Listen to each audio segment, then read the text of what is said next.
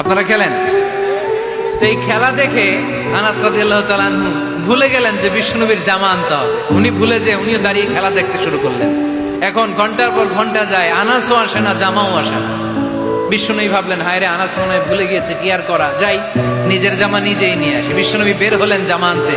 বের হয়েই দেখে মদিনার গলিতে বাচ্চারা খেলতেছে, ওইদিকে আনাস রাদিয়াল্লাহু আনহু দাঁড়ানো।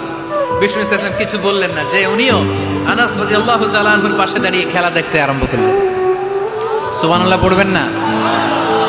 সাইয়েদানা আনাস খেলা দেখতে দেখতে দেখতে দেখতে দেখতে দেখতে হঠাৎ বিশ্বনবীর দিকে চোখ পড়ে গেছে।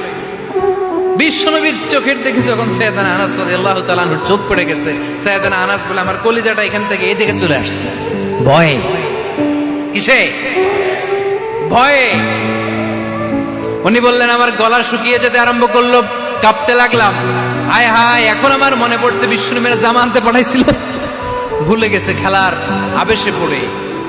উনি বললেন, বিশ্বনবী আমারে ধমক দেন নাই, আমার গায়ে হাত তোলেন নাই, জামা আনতে পাঠাইছি, এখানে খেলা দেখতেছো এটাও বলেন নাই, বিরক্তিও প্রকাশ করেন নাই। বিশ্বনবী শুধু একটা হাসি দিয়েছেন, স্মাইল। কি দিয়েছেন? একটা মুচকি হাসি দিয়েছেন। কি হাসি?